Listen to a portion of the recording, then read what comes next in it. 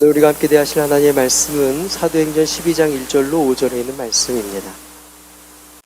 신앙생활은 하나님의 음성을 듣고 따라가는 것입니다. 하나님의 음성을 듣고 따라가는 게 신앙생활이에요. 내 생각과 내 방법을 붙들고 가는 것이 아니라 하나님의 음성을 붙들고 가는 것, 그리고 그게 성도의 힘이 되어집니다.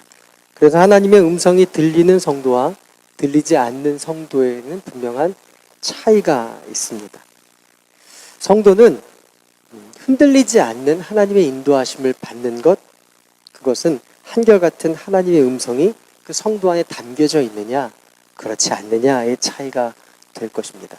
여러분 가운데 하나님의 음성이 담겨져 있는 줄 믿습니다. 담겨져 있나요? 아니면 한 주간 내 뜻과 내 의지와 내 감정과 내 고집과 내 문제들을 내 안에 품고 한 주간 사셨습니까?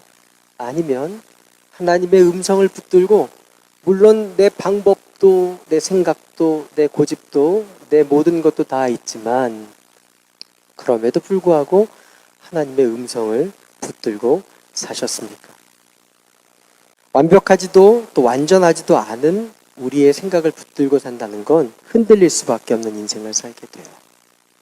항공기 가끔 제가 얘기하잖아요. 제가 소시적에 항공기를 조금 고쳤습니다.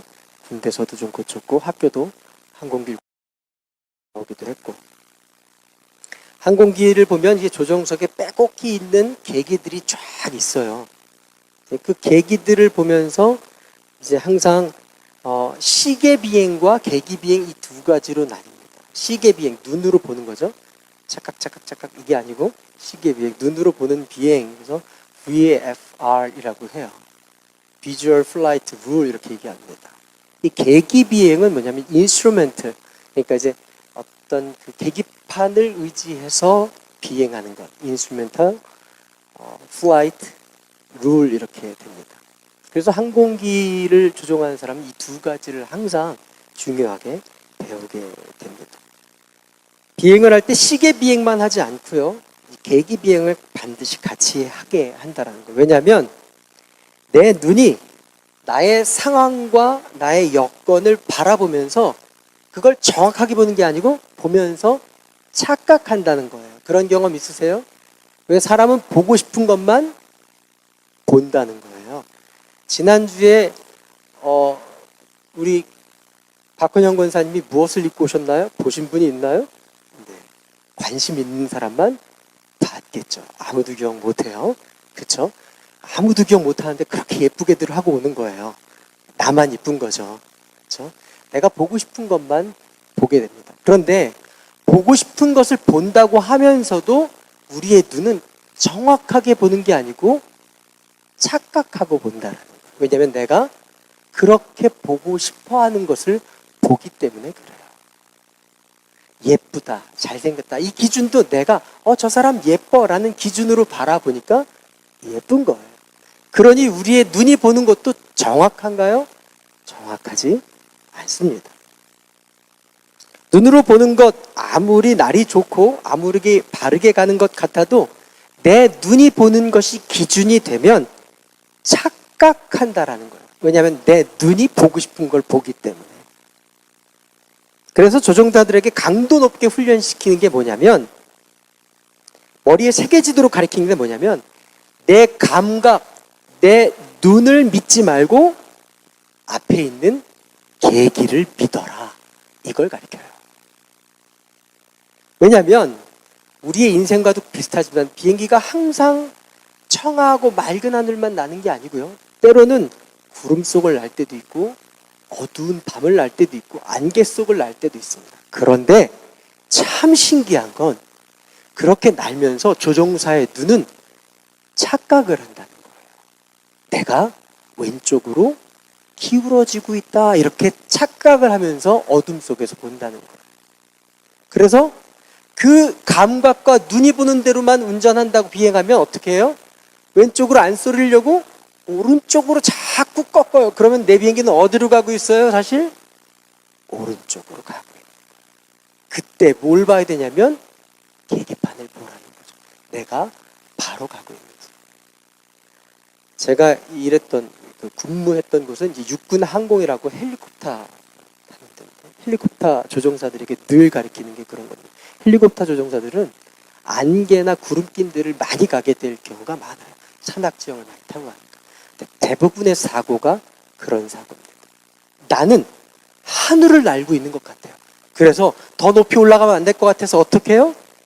땅으로 내려가. 그럼 어떻게 되나요? 추락하게 되죠. 그래서 항상 너의 감각을 믿지 말고 그 앞에 있는 계기판을 믿어라. 그러니 제가 정비했다고 그랬잖아요. 얼마나 중요하겠어요, 정비가? 그런데 조종사들이 급해지고 당황하고 긴장하고 이렇게 막 이렇게 뭐랄까요? 그 급박한 상황에 빠지면 자기 감각을 믿고 싶어 하는 마음들이 생긴다라는 거예요. 그때 조종사는 자기의 느낌이나 심지어 생각, 눈으로 보는 그것들을 기준 삼지 않고 계기들을 기준 삼아야 사고를 피할 수 있다. 이게 늘 가르치는 거예요. 그런데도 그렇게 수없이 훈련함에도 급박한 상황이 벌어지면 느낌대로 조종하려고 한다는 거예요. 성도는 눈에 보는 것, 만져지는 것, 감정이나 느낌을 기준으로 사는 사람들이 아니라 하나님의 음성을 기준으로 사는 사람인 것을 믿으시기 바랍니다. 그게 믿음으로 사는 거예요. 내가 느끼는 것, 보는 것, 만져지는 것, 나의 감정을 기준 삼으면 항상 불안한 나를 의지하고 사는 거예요. 그러나 한결같은 하나님의 음성, 변하지 않는 하나님의 음성, 우리를 향하신 하나님의 선명한 계획과 복된 인생으로 살게 하시기 위해서 주시는 그 음성을 기준으로 삼고 살아가면 하나님께서 주시는 복된 인생으로 살게 되는 겁니다. 설교 말씀도 그렇습니다. 짧은 시간 30분, 40분 설교 말씀인데 이 시간 저와 여러분이 하나님의 음성으로 들려주시기를 축복합니다. 나아가 하루하루 하나님의 음성을 듣는 것에 인생을 맞추고 사시기를 바라요. 그래야 내가 올바르게 걸어갈 수 있어요. 여기에 온 힘을 기울이고 사는 것이 진실로 가치 있는 일이에요. 돈 버는 것보다 자기의 스펙을 쌓는 것보다 투자 많이 하는 것보다 더 좋은 투자가 뭐냐면 하나님의 음성을 내 안에 두려고 애쓰는 그 모든 투자가 하나님의 사람으로, 믿음의 사람으로 살아가게 만든다라는 거. 이게 믿음의 경주고 믿음의 싸움입니다. 우리의 싸움이 이거예요. 내가 내 의지와 내 본성과 내 의지로 살고 싶은 마음이 아니라 하나님의 말씀과 하나님의 인도하심으로 살려고 하는 그 힘있게 싸우려고 하는 그 싸움, 그게 진실로 믿음의 싸움이에요. 그런 믿음의 싸움이 우리 안에 있기를 축복합니다. 우리 옆에 있는 분하고 고백해 봅시다. 믿음으로 삽시다. 무슨 믿음이에요? 내 믿음? 될 거라는 내 믿음? 아니요. 선명하신 우리를 향하신 하나님의 말씀을 믿는 믿음이에요. 하나님의 음성이 나를 이끄실 거라는 믿는 그 믿음의 음성으로 사는 겁니다. 주님의 음성을 들으면 인생이 바뀌는 줄 믿습니다. 아멘. 오늘 본문에서 주의 음성을 따르는 자, 오늘 찬양도 왜 풀은 마르고 꽃은 시들지만 주의 말씀은 영원하다고 그랬잖아요. 이 베드로가 하나님의 귀한 은혜를 붙들고 나아가면서 주의 음성을 붙드는 사람이 됐어요. 이게 주의 음성을 붙드는 자의 모양을 봅니다. 오늘 본문 구조는 이래요.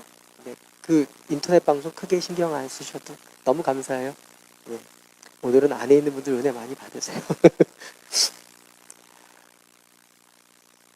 11장에서 바나바와 바울이 안디옥에서 그러니까 예루살렘 교회가 기근에 잔뜩 힘들어하고 있을 때 안디옥 교회가 마음을 모아서 그 쬐그마한 교회, 이제 시작된 교회, 그리고 몇몇 안 되는 서투른 교회의 성도들이 하나님의 큰 은혜를 받고 서로 마음을 모아서 저 큰 예루살렘 교회, 마덜 교회가 어려움에 기근에 닥쳤으니까 저 교회를 도와야겠다라는 마음으로 부조라고 하죠. 이렇게 마음을 모아갖고 한 마음으로 헌금하려고 각자 자기의 힘을 다해서 헌금을 모으고 이 일을 안디옥 교회가 예루살렘 교회 장로에게, 그 교회의 리더에게 전달하도록 보내는 것으로 11장 마지막이 끝나요.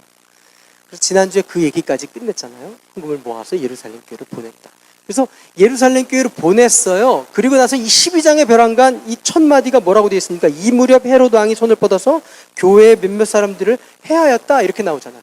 그러니까 사울과 바나바 얘기가 연결되지 않고 벼랑간 예루살렘 교회에 연결이 되는 것처럼 보이잖아요. 그러니까 시각이 뭐냐면, 이 시각은 예루살렘 교회 스스로가 말하는 게 아니고 바나바와 바울이 예루살렘 교회에 왔더니 그 예루살렘 교회의 지금 상황이 이렇다더라 라는 것을 12장에 우리에게 보여주고 있는 거예요. 그러니까 예루살렘 교회를 바라보는 시각이 누구의 시각이냐면 사울과 바나바, 바울과 바나바의 시각이라는 거예요. 나아가 누가가 그렇게 편집하기도 했죠. 11장에 박해가 있었지만, 종교적인 유대의 박해가 있었지만 11장 끝에 뭐라고 해요? 하나님의 복음이 흥왕히 전파되었다.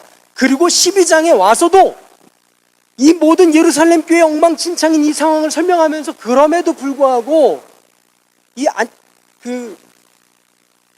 헤롯이 이들을 박해함에도 불구하고 복음은 왕성히 전해졌다. 그게 12장의 끝절 말씀입니다. 한번 볼까요? 12장 끝에 뭐라고 되어 있나요? 24절에 하나님의 말씀이 점점 널리 퍼지고 믿는 사람이 많아졌다. 바나바와 사울은 그들의 사명을 마치고, 사명이 뭐예요? 구호금을 전해주고 돌아가는 일, 그 사역을 마치고 거기에 마가라고 하는 요한을 데리고 예루살렘에서 돌아왔다. 이게 12장 결론입니다. 12장을 바라보는 우리의 시각도 그렇습니다.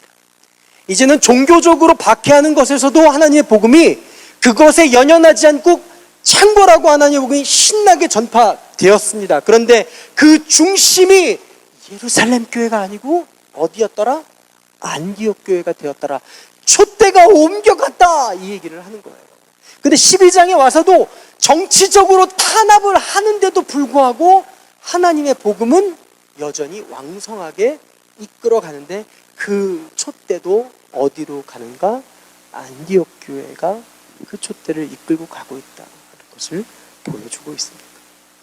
그러나 이제 12장에서 베드로를 통해서 또 예루살렘 교회를 통해서 하나님이 그의 성도들, 주의 말씀을 믿고 따르는 자들에게 주시는 은혜, 그리고 그 모습들을 두 가지로 우리에게 말씀하고 있습니다. 주의 음성을 따르는 사람들은 이런 모양들이 드러난다라는 거예요. 첫 번째는 평안하다라는 거예요. 우리 옆에 있는 분에게 인사 나눕시다. 평안하신가요? 네. 한 주간 평화와 은혜와 평화로다. 그리고 한 주간 평화롭게 지내셨습니까? 아니면 한 주간 전쟁터를 지내셨습니까? 총알이 빗발치고 되는 일 안 되는 일, 속상한 일들 막 빗발치는 가운데서 막 그런 시간을 보내셨습니다. 근데 엄밀히 말하면요, 평화는 평화 가운데 평화가 아니에요. 이 그리스도인들이 정확히 알아야 돼요. 평화는 언제 평화예요? 전쟁 중에 평화예요. 이게 믿음이에요. 이게 진실로 믿음입니다. 평화 중에 평화는 가치가 없어요. 아무도 몰라요. 그런데 전쟁 중에 하나님이 주시는 평화를 누리는 게 진실로 믿음이고 그게 평화입니다. 전쟁과 평화, 그 긴 책도 내용이 그거예요. 전쟁 중에 평화가 있더라. 저와 여러분이 삶에는 치열한 전쟁이 있는 것 같지만 하늘로부터 오는 평화를 누리는 믿음의 사람 되시길 바랍니다. 예루살렘 교회, 특별히 베드로에게 이 평안이 있는 걸 보게 돼요. 한 주간 여러분, 쉽지 않고 굽이지고 거친 길을 내가 의도했든 상대방에 의해서 벌어졌든 아니면 연약하고 부족해서 벌어졌든 그 길을 걷는다 할지라도 우리의 속사람은 하나님 앞에서 평화를 누리시기를 축복합니다. 사단마귀 그 어떤 것도 그리스도의 사랑에서 저와 여러분을 끊을 수 없을 줄 믿습니다. 평화가 있습니다. 그게 누가 있었느냐? 베드로가 그랬다라는 거예요. 6절 말씀 읽어볼게요. 다 같이 읽어봅시다. 시작. 헤롯이 베드로를 백성들 앞에 끌고 내리기로 한 그 전날 밤이었다. 베드로는 두 쇠사슬에 묶여 군인 두 사람 틈에서 잠들어 있었고 문 앞에 파수꾼들이 감옥을 지키고 있었다. 따라해 봅시다. 사랑한 자에게 잠을 주십니다. 그러니까 이제 주무셔도 괜찮습니다. 아, 이분이 설교 시간에 주무시는구나. 하나님이 사랑하는 자구나. 네. 그래도 이제 저와의 인간적인 관계가 있으니까 주무시면 안 되겠죠? 하나님의 말씀이니까. 사랑하는 자에게 잠을 주십니다. 잠을 잘 잔다. 이건 진짜 큰 축복이에요. 여러분, 급하고 힘들고 죽을 일 터지면 잠이 오나요?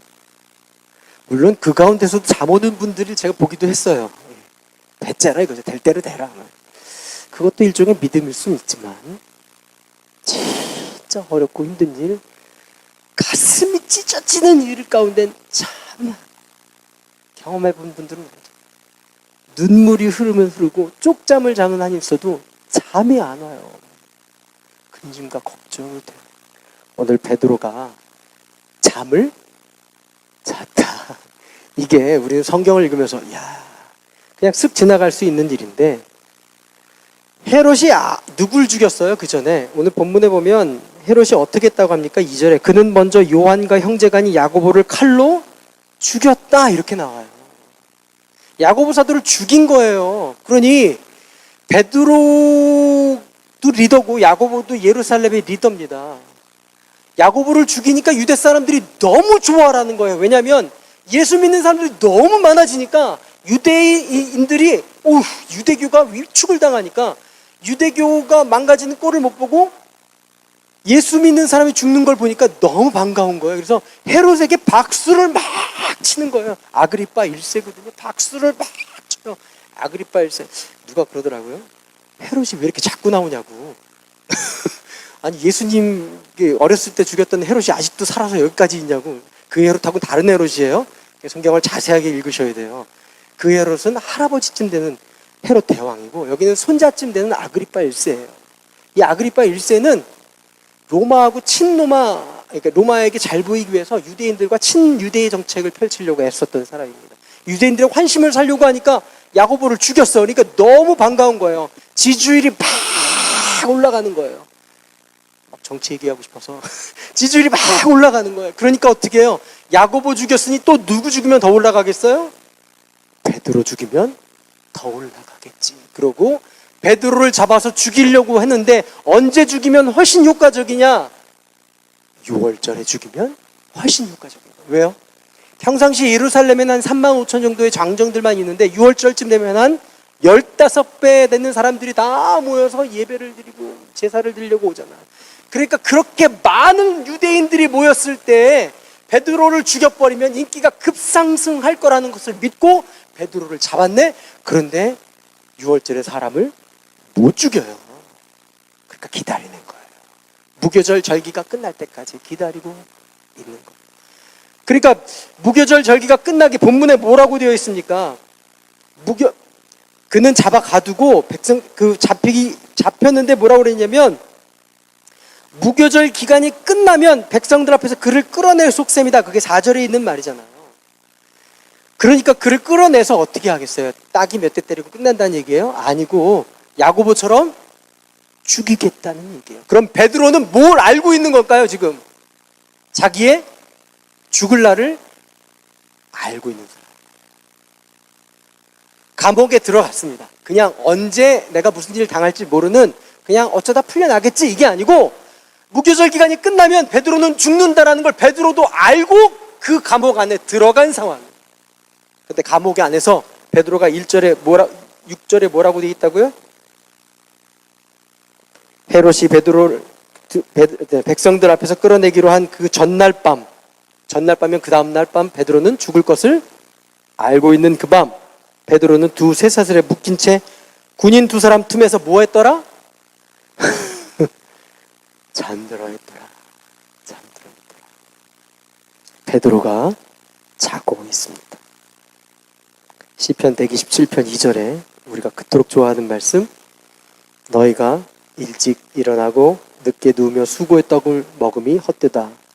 그러므로 여호와께서 그의 사랑하는 자들에게 잠을 주시는 도다. 참 천하태평한 베드로를 보게 돼요. 지금 상황은 잠잘 상황이 아니에요. 야고보가 죽었으면 나도 죽을 상황인데, 헤롯의 칼에 나의 목이 날아갈 그날인데, 그래? 하고는 예루살렘 교회 리더 베드로는 잠들고 있습니다. 죽는 날을 받아놓은 상황에서 베드로가 바라보고 있는 거예요. 우리 옆 사람과도 인사합시다. 우리 평안히 잡시다. 잠 못 주무시는 분 계신가요, 요즘? 평안히 주무시길 바랍니다. 내가 아무리 고민하고 걱정하고 눈이 빠지게 염려해도 바뀌지 않아요. 그러니 잠을 많이 주무세요. 목사님은 속도 모르고 그게 지금 잠이 옵니까? 이렇게 얘기할 수 있는 분도 있을 거예요. 목사님이 제 사정을 모르고 제 속도 모르고 설교를 오늘 왜 잠을 자라고 하십니까? 오늘 우리는 베드로의 믿음을 살펴보고 있어요. 사실 베드로는 이런 상황에 잠잘 수 있는 사람일까요? 아니에요. 그의 성격에 의하면 절대 잠 못 이루는 사람입니다. 근데 베드로가 천하태평하게 잘 수 있는 사람이 됐다라는 걸 우리에게 보여주고 있다라는 거예요. 도대체 얼마나 깊이 잠이 들었냐면 천사가 내려왔어요. 오늘 본문을 사실 읽어보시면 너무 재밌는 얘기인데, 천사가 내려왔어요. 천사들이 내려오는데 천사가 무엇을 갖고 있냐면 광채를 갖고 있어요. 그래서 베드로가 있는 그 감옥 안에 천사가 오니까 감옥이 환하게 비쳤어요. 그러면 베드로가 좀 인간적이면 눈을 떠야죠. 그쵸? 여러분 자고 있을 때 불 켜면 눈 떠요, 안 떠요? 뜨죠. 근데 천사가 와서 환하게 비쳤는데 베드로는 뭐 하더라? 자더라. 얼마나 깊이 잤으면 천사가 그 밝은 빛을 비추는데도 자고 있는 거예요. 그리고 천사가 하도 자고 있으니까 보다 못해 그런 거예요. 나 천사야. 빛 와는 게. 천사가 마상을 입었을 수도 있어요. 왜냐면 천사가 왔는데 알아봐 주질 않는 거니까. 그러니까 베드로의 옆구리를 천사가 발로 차진 않았어요. 쳤다 이렇게 써 있습니다. 베드로의 옆구리를 쳐서 깨워요. 나야 나 천사야 천사. 그러니까 베드로가 그제서 눈을 뜹니다. 얼마나 깊게 잠이 들었습니다. 일어나야 하는데 베드로도 너무 깊게 잠을 자니까 베드로의 옆구리를 쳐서 깨게 했습니다. 빨리 일어나라. 그리고 음성을 주는 거예요. 빨리 일어나라. 띠를 띄어라. 이 사람들이 띠 안 띄면 막 너풀거려서 못 입고 다니잖아요. 신을 신어라. 겉옷을 둘러라. 나를 따라와라. 8절 말씀 읽어볼까요? 시작. 천사가 베드로에게 띠를 띠고 신을 신어라 하고 말하니 베드로가 그대로 하였다. 또 천사가 그에게 겉옷을 두르고 나를 따라오라 하니. 성경을 읽으면서 어떤 마음이 드세요? 베드로가 지금 3살짜리인가요? 베드로가 한 4살쯤 됐나요? 베드로야 가자 그러면 베드로가 이런 거 주섬주섬 못 채울 나이인가요? 아니에요. 성경을 읽으면서 그런 생각이 들어요. 어쩌면 이렇게 베드로에게 마치 어린아이에게 엄마가 하듯이 말할까 그런 생각이 들어요. 야 일어나. 허리띠 둘러. 겉옷을 입어. 그리고 신발 신어. 가자. 그리고 손잡아서 이끌고 가는 겁니다. 마치 어린아이가 엄마가 시키는 대로 따라하는 것 같은 베드로가 되어 있어요. 여러분 베드로 그러면 머리 한켠에 어떤 인상이 떠올라요? 어부, 괴팍하고 나서기 좋아하고 승질내기 좋아하고 막 말보다는 행동이 먼저 말고의 귀를 내치는 막 다혈질적인 베드로가 천사의 말에 마치 어린아이처럼 네 두를게요. 네 신발 신을게요. 네 어린아이처럼 되어 있다라는 거예요. 눈 비비면서 응 엄마 하고 졸졸 따라가는 착한 아이가 되어 있습니다. 누가요? 베드로가. 가만히 생각하면서 그런 생각이 들었어요. 베드로가 우리가 잘 아는 사람과 누가 좀 이렇게 오버랩이 될까 이렇게 생각했더니 범도의 마동석쯤 되는 것 같아요. 그렇죠? 베드로가 범도의 마동석쯤 될 거예요. 근데 지금 보이는 모습은 응팔의 박보검이야. 태기 같은 거야. 네. 두 분께는 심심한 사과를 드리지만 어떻게 베드로가 그렇게 될 수 있을까요? 하늘로부터 그가 싫어하는 음식이 내려올 때 심지어 하나님과 함께 반응했던 베드로예요. 싫어요! 하나님 할아버지라도 내가 싫은 건 싫은 거예요. 오우, 이 더러운 걸 나에게 먹어라. 아, 싫다니까요? 먹으라니까? 아, 싫어요! 세 번째? 그래도 먹어. 그래도 고집부리던 베드로예요. 그런데 평안히 자다가 엄마가 깨우는 것처럼 일어나 했더니, 착한 애들 그렇잖아요. 일어나 앙탈 부리는 게 아니라 일어나서 하고 옷 입고 쫄쫄쫄쫄 따라가는 어린 아이가 베드로가 되어 있다라는 거예요. 마태복음 18장에 예수님이 이 비유를 하시잖아요. 3절과 4절입니다. 읽어봅시다. 시작. 내가 진정으로 너에게 말한다. 너희가 돌이켜서 어린아이와 같이 되지 않으면 절대로 하늘나라에 들어가지 못할 것이다. 그러므로 누구든지 이 어린아이와 같이 자기를 낮추는 사람이 하늘나라에서 가장 큰 사람이다. 베드로가 고집 부리고 있다고요? 누구세요? 왜 이래요? 고집 부리고 있다고요? 아니요, 천사가 시키는 대로 그대로 자기를 낮추고 마동석이 박보검이 돼서 따라가는 거예요. 따라해 봅시다. 교만하면 망합니다. 거칠게 들릴 수 있지만 주의 음성이에요. 주의 음성이에요. 교만이 뭐냐면 하나님의 음성을 가볍게 여기는 게 교만입니다. 내가 하나님의 생각, 하나님의 계획, 하나님의 뜻보다 내가 높다라고 여기는 거예요. 그래서 하나님은 미련한 자를 좋아하시는 게 아니라 어린 아이와 같은 자를 좋아하세요. 네 하고 대답하고 따라갈 수 있는 사람. 베드로가 그런 사람이 되어 있더라고요. 오늘 베드로의 믿음은, 이 평안은 어디에서 온 믿음이냐면 이성에서 온 평안이 아니에요. 계산해 보니까 이쯤 되면 하나님의 전사가 올 거고 난 풀려날 거야 라는 어떤 계산에 의해서 평화롭게 잘 수 있었던 게 아니라는 거예요.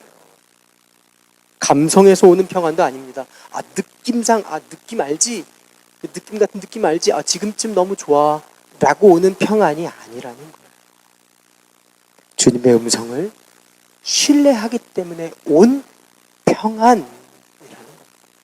저와 여러분의 속사람에 주의 음성이 가득 채워져서 평화를 누리고 사시기를 축복합니다. 내 고집, 내 방법, 내 스펙, 내 어떤 욕심들 가득 채워서 불안하게 살지 말고 내 안에 하나님의 음성을 가득 채워서 평안으로 사시기를 바랍니다. 그렇게 베드로가 여기까지 온 거예요. 하나님의 말씀에 길이 있고 소망이 있고 생명이 있고 사명이 있다라는 걸 베드로가 알았기 때문에 잠이 들었습니다. 나의 예측과 계획과 방법은 있지만 그것을 의지하지 않고, 또 그렇게 의지한다고 해서 그대로 되어지지 않는 인생이라는 걸 베드로가 알았어요. 언제요?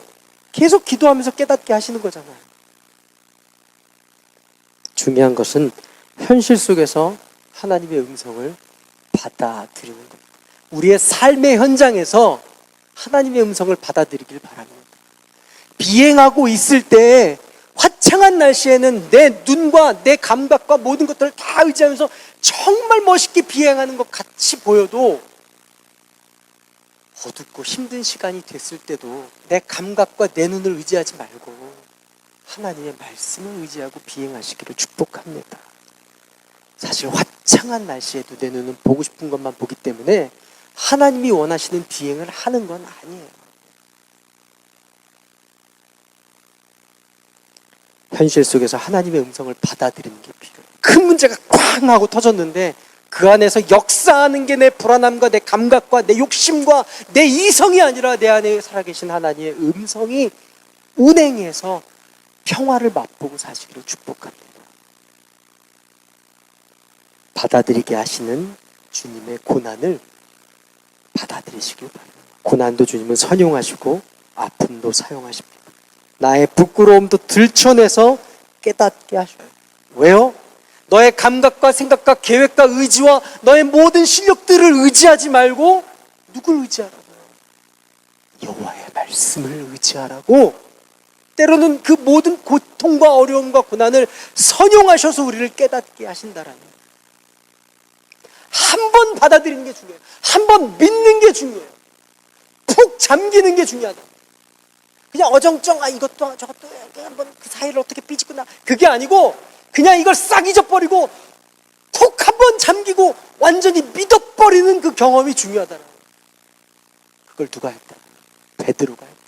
그 한 번이 필요합니다. 한 번. 그 한 번이 믿어지고 경험되면 그 다음엔요, 그 맛을 알기 때문에 그게 조금씩 더 성장하고 믿어진다는 거예요. 어떤 믿음이에요? 하나님께서 이 모든 것을 구원해 주신다라는 믿음이 생긴다. 저와 여러분의 있는 모든 문제와 아픔과 고통은 하나님이 구원해 주시는 줄 믿습니다. 베드로가 그걸 믿었다는 거예요. 그러니까 자요. 하나님이 건져주십니다. 다른 어떤 것이 아니라 하나님이 건져주셔요. 전적으로 하나님이 해주셔야 가능한 일들입니다. 그래서 하나님이 나의 구세주라는 신앙이 자리 잡게 해서 이스라엘 백성들로 하여금 하나님이 나의 전부입니다, 나의 구세주입니다 라는 그 은혜가 자리 잡게 하기 위해서 그 모든 시간들을 보내주셨어요. 열재앙을 보여주면서 홍해에서도 건져주셨어요. 홍해 앞에서 다 죽을 것 같은데 여기 우리를 이 물속에 다 빠져 죽게 만들려고 모세 네가 여기서 데리고 왔느냐라고 막 원망하고 소리 지를 때 모세가 홍해를 쫙 가르고 그 앞을 이스라엘 백성들이 다 지나갔어요. 한 번 경험하는 게 중요해요. 경험하고 이스라엘 백성들이 뭐라고 얘기해요? 여호와가 하나님이시다. 그 다음에 미리암의 노래가 나오잖아요. 홍해 건너고 나서 막 한 장 전체가 다 홍해를 건넜다는 기쁨을 막 노래해요. 며칠 못 가지만 노래해요. 그때 뭐가 심겨졌어요? 아, 하나님이 나의 구원자, 구세주 되시는구나. 저와 여러분의 인생의 모든 것에 구세주 되시는 분이 하나님이신 줄 믿으시길 바랍니다. 하나님이세요.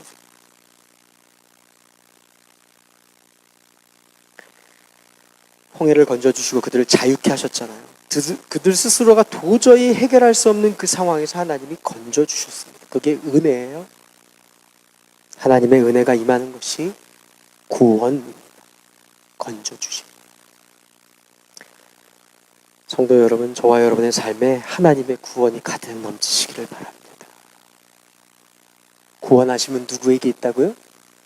보좌에 앉으신 어린 양께 있다고요. 여기서 말하는 구원은 천국 가는 구원만 얘기하는 게 아니에요. 과거에 우리를 구원하심, 지금도 나를 구원하심, 그리고 그 영원한 나라로 이끄실 그 구원하심, 과거와 현재와 미래의 그 모든 구원하심이 누구에게 있냐면 보좌에 앉으신 어린 양께 있습니다. 베드로가 이게 믿어진 거예요. 베드로 죽으면 천국 가는 거 믿죠. 근데 그 삶의 상황에서도 구원하시는 하나님이라는 것을 믿게끔 하는 믿음이 저와 여러분 가운데 있기를 축복합니다. 다른 게 구원하는 게 아니고요, 우리의 상황을 구원하심이 어린 양께 있습니다. 구원의 역사가 풍성한 하나님의 사람 되시길 바랍니다. 그래서 오늘 설교 제목이 풍성한 구원이 있는 성도예요. 풍성한 구원. 여러분의 삶의 구원이 풍성하시기를 바랍니다. 여러분이 갖고 있는 그 모든 문제의 구원, 해결함이 넘치길 바랍니다. 그러면 이 구원하심을 아는 자가 평안히 잤는데, 그 평안히 자는 게 첫 번째 메시지고, 그 두 번째 메시지가 뭐냐면 기도한다라는 거예요. 여호와의 구원하심을 아는 것, 어린 양께 그 구원하심이, 보좌에 앉으신 어린 양께 구원하심이 있는 자들이 하는 일이 뭐냐면 기도한다라는 거예요. 기도. 우리 옆에 있는 사람과 인사합시다. 기도합시다. 그냥 식기도를 중심으로 기도하지 마시고 기도를 하는 믿음의 사람 되시기를 바라요. 기도를 하십니다. 근데 오늘 기도가 예루살렘 교인들이 한 기도가 귀한 기도는 맞아요. 그런데 이 기도가 깡통이에요. 깡통. 그냥 기도해야 된다는 건 머릿속에 알고 있어서 한 기도지, 진실로 여호와를 신뢰하며 구원하심이 어린 양께 있다라는 걸 믿고 한 기도가 아니라는 거예요.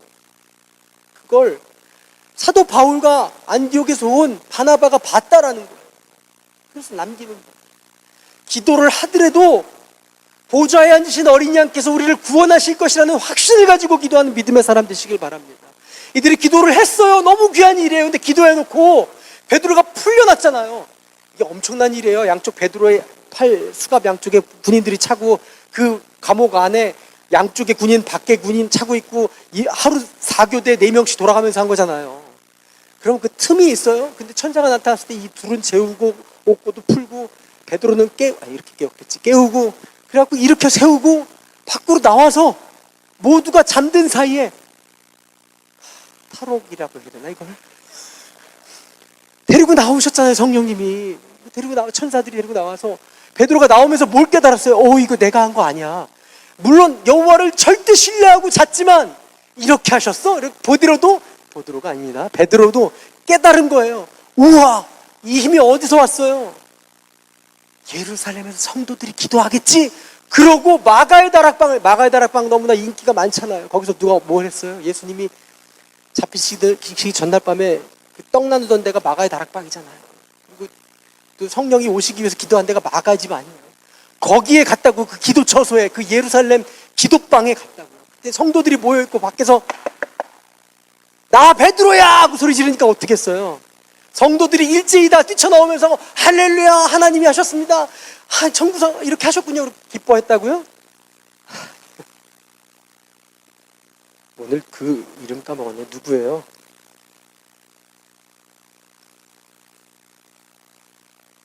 이름 좀 알려주세요. 로데? 몇 절이죠? 13절. 네, 로데라고 하는 여인이 밖에서 베드로가 하니까 뛰쳐나오잖아요. 누구세요? 그랬더니 나 베드로야. 그러니까 어머, 기도가 응답됐어. 문 열어줘야 될 거 아니야. 밖에 영하 10도인데 어머, 기도 응답됐어. 그리고 문 안 열어주고 안에 들어가고, 성도 여러분, 베드로가 풀려났어요. 그러고 소리를 지르는 거예요. 베드로는 밖에서 계속 추워하고 덜덜덜 떨고 있는데 안에서 무슨 일이 벌어져요? 베드로가 풀려났다고 로데가 얘기하니까 로데한테 뭐라고 얘기했다고요? 너 미쳤어? 지금까지 뭐 했어요? 모여서 철야 기도하고 금식 기도하고 애쓰고 기도하고 하나님 하고 소리 질렀는데 정작 베드로가 나타나니까 뭐래요? 로데한테 너 미쳤냐? 베드로 감옥에 있어. 어떻게 나와? 우리가 그래요. 우리가 그래요. 기도는 막 하는데 구원하심이 보좌 위에 앉으신 어린 양께 있습니다. 이게 안 믿어지는 거예요. 안 믿어져요. 이게 누가 보고 있는 거예요? 바울하고 바나바가 예루살렘 교회 성도들을 이렇게 보고 있는 거예요. 이게 what kind of situation이야, 이런 거. 이게 뭐야? 아니, 그렇게 신앙생활 열심히 하는데, 그렇게 믿는데 하나님이 하실 것을 안 믿어. 하나님이 음성을 주시는데 하나님의 음성을 안 들어. 내가 믿어온 내 패턴이 맞대. 내가 경험한 하나님이 맞대. 목사가 설교를 해주고 하나님의 인도입니다 라고 가르쳐줘도 에이, 그 목사님 얘기하는 하나님의 말 아니에요. 왜 그러세요? 지금 내가 그거 할 상황이 아니에요. 제가 지금 어떤 상황인 줄 아시나요? 기도를 해도 안 믿어. 신앙생활을 해도. 지금 베드로가 왔는데 로데가 그렇게 하고 들어가는 거예요. 베드로는요, 이 엄청난 일에 하나님의 함께 하심을 예루살렘 교회에 있는 성도들하고 같이 은혜를 나누려고 하나님이 붙드셨어. 하나님의 은혜가 임하셨고 도우셨고 붙들어 주셨어. 그게 어디서 왔냐면 기도에서 온 걸 알아. 그러고 기도가 뭐예요? 내가 할 수 있습니다. 이게 기도인가요? 아니요. 내가 못합니다가 기도잖아요. 하나님이 해주셔야 됩니다가 기도잖아요. 내가 할 수 있는 건 하세요. 하세요. 물론 그것도 기도가 필요해요. 할 수 없는 것 하나님이 꼭 해주셔야 됩니다. 하나님이 건져주셔야 됩니다. 구원해 주셔야 됩니다. 이 칠흑과 같고 암흑과 같은 나의 이 삶에서 하나님이 구원해 주셔야 됩니다. 다른 방법이 지금 아무것도 안 보입니다. 하나님이 해주세요. 나의 고질적인 습관적인 이 죄악된 삶도 내가 바꿀 수 없습니다. 하나님이 해주시고 인정하는 거예요. 내가 할 수 없습니다. 하나님이 하실 수 있습니다. 그러니까 기도가 안 되는 건 여전히 내가 할 수 있다라는 거예요. 인정하지 못하는 거죠. 에이, 무슨 소리야. 베드로가 감옥에 갇혀 있다니까 지금 여기를 어떻게 와. 기도는 막 했는데, 밤새껏 했는데, 함께 모여서 기도했는데 누가 설야 기도를 쥐야 열심히 하고 아멘 하면 소리 지르고 탁 일어나면서 그랬다면서요? 되게 안 믿어지네. 그랬다면서요? 되게 안 믿어지네.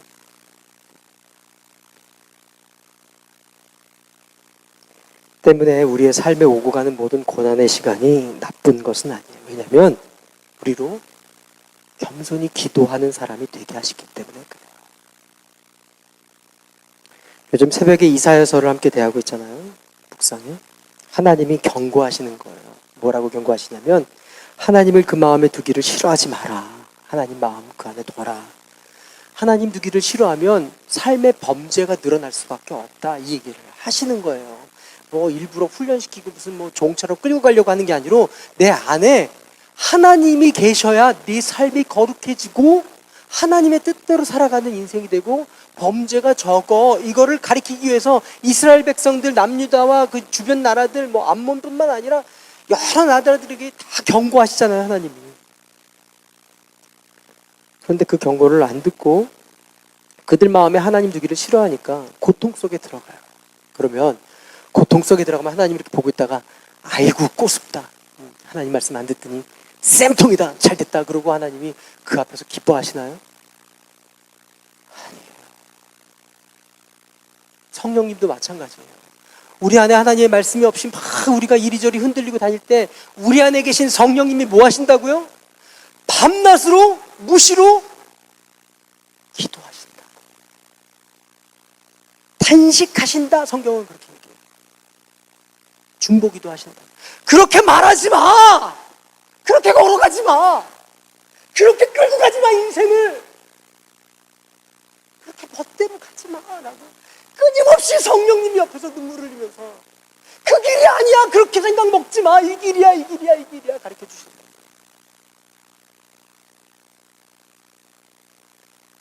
그런데 더 가슴 아픈 건 뭐냐면 고난 중에서도 하나님을 향하지 않는다라는 거예요. 이스라엘 백성 이사야 선지자가 그렇게 얘기하는 거잖아요. 12장, 13장, 14장 막 넘어가면서 23장까지 계속 그렇게 얘기를 해요. 마음에 하나님을 제발 두라고. 아니 어떻게 약해지면 하나님을 더 찾아야지 약해지는데 왜 악해지니? 이렇게 얘기하는 거예요. 가슴 아프시다 이렇게 얘기해요. 고난 중에 있어서도 하나님을 향하지 않는 것 그게 악이다 이렇게 말씀하세요. 그냥 돌아보면 되는데 이스라엘 백성이 출애굽해서 나올 때 광야에서 원망하고 불평 얼마나 많이 해요. 원망 불평하니까 하나님이 화가 나셔서 뭘 풀으셨어요? 쌤통 어디 한번 죽어봐라 그러고 불평을 푼 거예요. 원망을 그치고 그 불평을 그치라고 불평을 푸셨어요? 불평에 물려 죽어가니까 어떻게 해요? 장대에 높게 불뱀을 달고 저걸 쳐다보는 사람마다 어떻게 된다고요? 구원을 얻는다 이렇게 얘기한다고요. 모세가 쳐다보기만 하면 돼. 그냥 이렇게 물려있을 때 아파 그러고 하고 쳐다보면 나았어 이러고 뚜벅뚜벅 걸어가는 거예요. 근데 그걸 안 해. 저 노뱀이 나를 얼마나 살리겠어. 저게 뭐가 힘이 있어. 안 쳐다봤어요. 쳐다본 이마다 다 구원을 얻어요. 저와 여러분 기도하시길 축복합니다. 쳐다보면 상황에서도 우리를 구원하시는 하나님의 구원하심이 반드시 있는 줄 믿습니다. 그 기대가 제가 요즘 새벽에 기도하는데 그런 마음이 있어요. 너도 그렇고 성도도 그렇고 왜 기대를 안 해? 왜 기대를 안 해? 죄송해요. 저한테 하시는 말씀. 왜 기대를 안 해? 왜 여호와의 하심을 기대를 안 해? 왜 죽고 힘들고 아프고 어려운 것만 거기만 눈을 보고 있고 힘들어. 그 나중을 하나님의 선하게 인도하시고 아름답게 이끄실 하나님의 구원하심을 왜 기대를 안 해? 하나님은 겸손한 자를 도우시는 줄 믿습니다. 겸손한 자를 도우세요.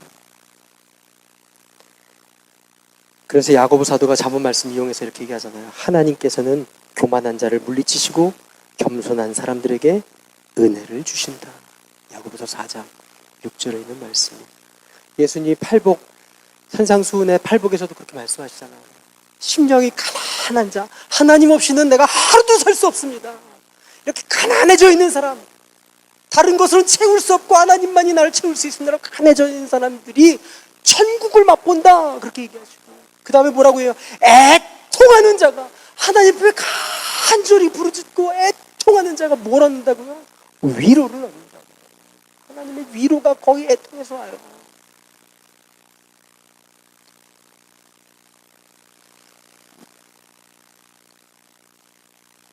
때문에 성도는 애통하는 게 능력이고 불쌍히 여김 받는 게 힘입니다. 내가 너무 힘들어요 요즘. 그게 은혜예요. 그게 은혜예요. 물론 그게 계속되면 안 되지만 은혜예요. 왜?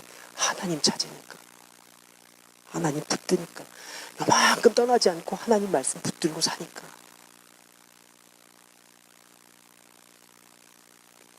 그래서 성도에게 위기가 어떤 거냐면 성공입니다. 아니, 성공하라고 기도하시는 거 아니에요, 목사님? 네, 맞아요. 아침마다 기도하는 건 다 잘 되라는 기도예요.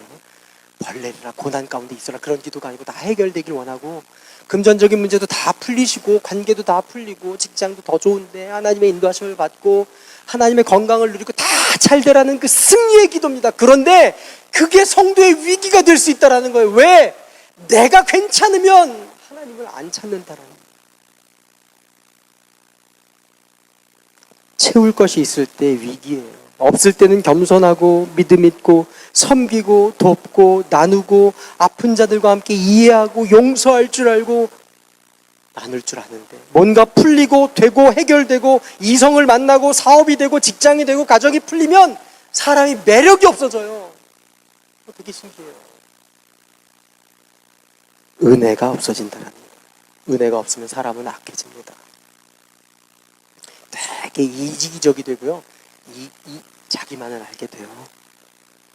그래서 하나님 앞에서 애통하는 심령이 되고 하나님의 구원을 구하는 기도가 우리 가운데 있어야 할 줄 믿습니다. 내 힘으로 되는 것이 없습니다. 그래서 기도하는 거예요. 그래서 기도하는 겁니다. 하나님은 우리를 사용하고 싶어 하십니다. 하나님은 어떤 사람을 사용하냐면, 그래서 기도하는 사람을 사용하세요. 우리 옆 사람과 인사합시다. 주께 쓰임받는 인생 됩시다. 이거 얼마나 신나는 일이에요, 여러분. 주께 쓰임받는 인생이 얼마나 신나는 인생이에요. 기도하는 사람에게 하나님의 구원의 사건을 보이십니다. 베드로가 기도하는 사람이었어요. 그래서 그가 맡긴 사람입니다. 하나님께 구원의 사건이 그에게 일어나는 사람이에요. 저와 여러분이 하나님께 간구하며 기도하는 사람으로 여러분의 삶에 구원의 사건이 풍성히 일어나시기를 축복합니다. 주님을 의뢰하는 사람, 주님께 기도하는 사람. 사실 오늘 본문 말씀은 첫 번째 평강의 사람이나 기도하는 사람이나 한 맥이에요. 한 맥입니다. 근데 오늘 본문은 그걸 나눠서 쭉 장황하게 설명하시는 거예요.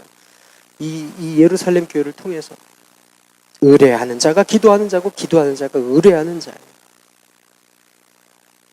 여러분의 사건이 힘들고 어려워도 애쓴다고 해결되는 게 아니라 그때 할 일은 주님의 건져주심, 구원하심을 주님께 구하는 믿음의 사람 되시기를 바랍니다.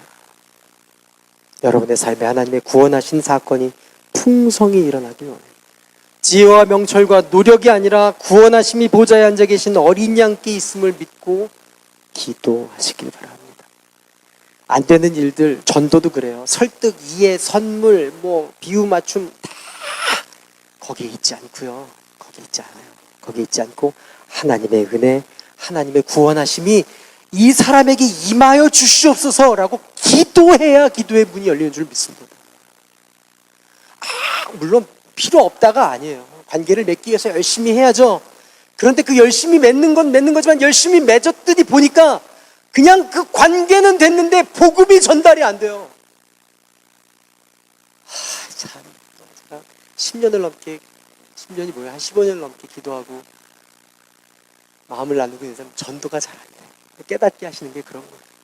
기도를 해, 기도. 하나님의 구원하심이 그에게 임하도록 기도를 하라고. 여러분 부모님 중에 안 믿는 사람 있고 자녀 중에 안 믿는 사람 있으면 기도하시기 바랍니다. 구원이 보좌에 계신 어린 양께 있습니다. 그분께 간구할 때 그 구원의 역사가 일어날 줄 믿습니다. 우리의 삶의 구원의 역사가 일어날 줄 믿습니다. 어두움에서 건져주시고 우리를 새롭게 하시고 외로움과 두려움에서 건져주시고 우리를 강건케 하시고 풀리지 않는 문제가 풀려지고 하나님의 인도하심을 받으면서 그 모든 아픔들이 해결되는 구원의 역사가 우리 안에 넘치시기를 바랍니다. 우리가 해야 할 일, 그래서 기도할 일이에요. 이제 그 정도 지나갔으면 기도하시길 바랍니다. 그 정도 지나갔으면 기도하시길 바랍니다. 좋으신 하나님은 구하는 것 이상으로 늘 채워주시는 분입니다. 우리를 구원하심이 보좌에 앉아 계신 어린 양께 있기 때문에 우리의 삶을 구원하실 뿐만 아니라 우리의 상황도 우리의 미래도 우리의 전인격적인 그 모든 것도 다 구원하시는 줄 믿습니다.